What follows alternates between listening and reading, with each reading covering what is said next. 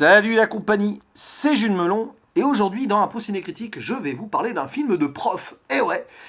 Sorti en 1996, film français réalisé par Gérard Lauzier, le plus beau métier du monde avec au casting le grand Gérard Depardieu dans le rôle principal, Michel Larocque, une actrice que j'aime beaucoup, Roche Dizem, Souad Amidou, Guy Marchand, Tiki Olgado ou encore Daniel Prévost, pour ne citer que cela, un casting assez riche qui donc raconte l'histoire d'un professeur agrégé dans un lycée, donc joué par Depardieu, qui, suite à une grosse bévue, en gros, il trompe sa femme, et sa femme s'en rencontre le jour où il fête son anniversaire, enfin, gros quiproquo, malaise et compagnie, et ben il y a divorce. Divorce, et sa femme va partir en région parisienne, alors qu'ils étaient établis près d'Annecy, et afin de rester proche de ses enfants, lui aussi demande sa mutation. Sauf que c'est pas forcément facile d'obtenir un bon poste et se retrouve propulsé dans un collège de banlieue, lui qui vient d'un lycée UP et tout, à s'occuper de classes pas forcément faciles à gérer, telles qu'une quatrième techno qui va lui en faire voir de toutes les couleurs, notamment quelques caïds de cette classe. Rajoutez à cela que le pauvre, ou pas d'ailleurs, on va y revenir parce qu'il a trompé sa femme quand même, le pauvre monsieur Monnier donc s'installe également dans une cité, je crois que c'est à Saint-Denis ou pas loin que ça se passe tout ça, et il va découvrir un tout nouvel univers et devoir apprendre à gérer une certaine violence, une misère sociale et tout. Et on va suivre le parcours d'un homme qui va essayer de se battre pour ses élèves, enfin du moins pour certains d'entre eux, ou se battre avec d'autres élèves qui veulent pas bosser, et pire que ça même, qui sont très insolents et même violents, et suivre également l'évolution personnelle d'un homme assez détestable quand même.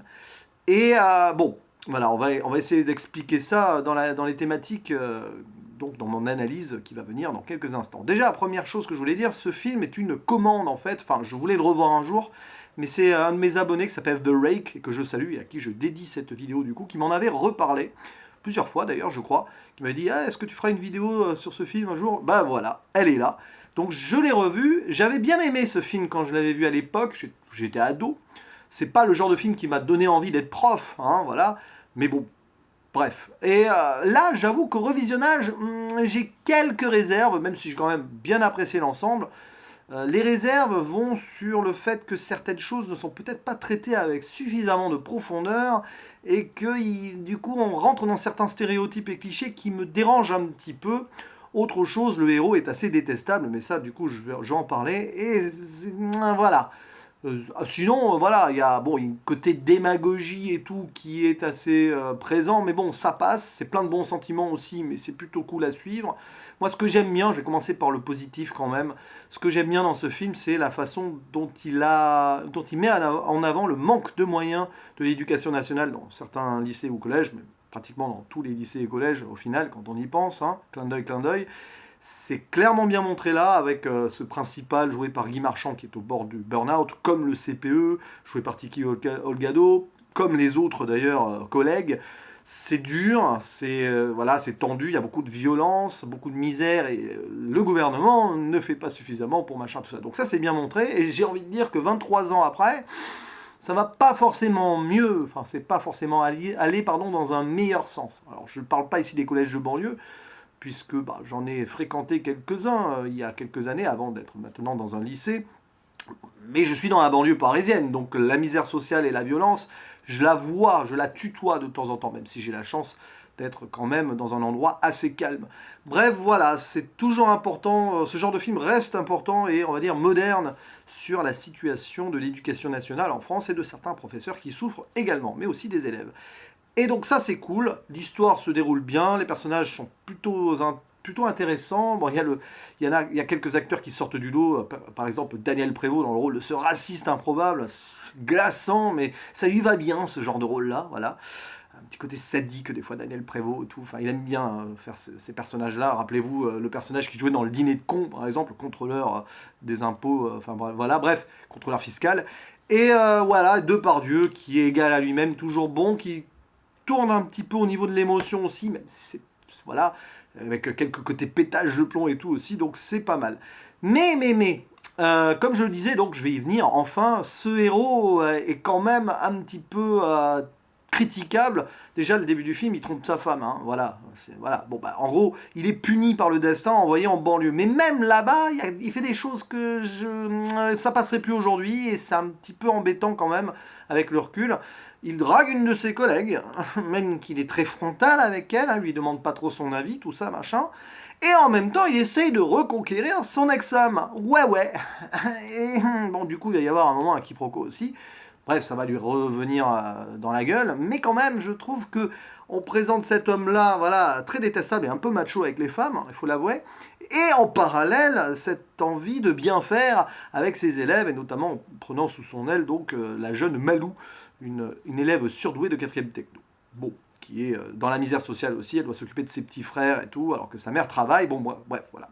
Donc, une petite dichotomie comme ça qui est assez difficile à avaler pendant les 2 tiers du film. Bon, après, il lui arrive à la retour de bâton, il fait mea culpa, rédemption du héros, machin, tout ça, d'accord.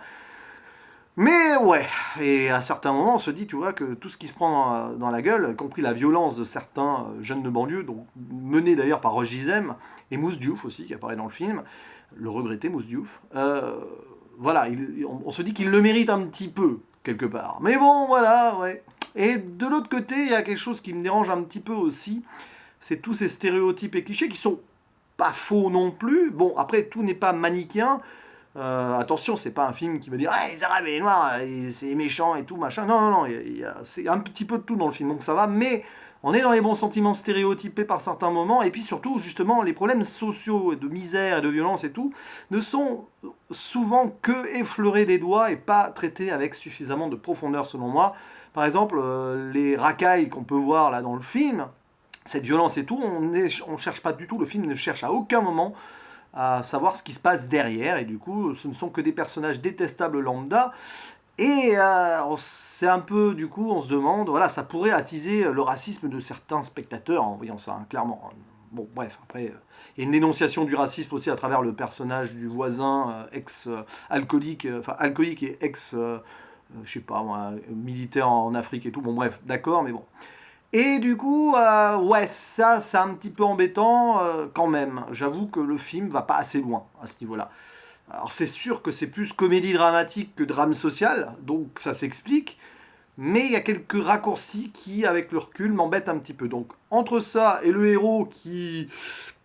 Bon, il n'est pas tout blanc, donc ça va, il a une dimension ce personnage, mais quand même, bah, on a du mal à, on va dire, s'attacher donc à son évolution, et bah, on est au final que, on va dire, emballé en tant que spectateur que par comment ces jeunes essayent de s'en sortir et tout, mais ce n'est pas le focus du film, donc tout ce qui est relationnel qu'il a avec les femmes, le héros, franchement, déjà c'est secondaire, mais en plus c'est un peu embêtant à mes yeux. Voilà, donc film que j'avais apprécié la première fois, que je regarde, que je revois là avec quand même un petit plaisir, mais du coup avec pas mal de critiques potentielles dessus. De mémoire, j'aurais mis 7 sur 10, mais là je descends à 6 quand même.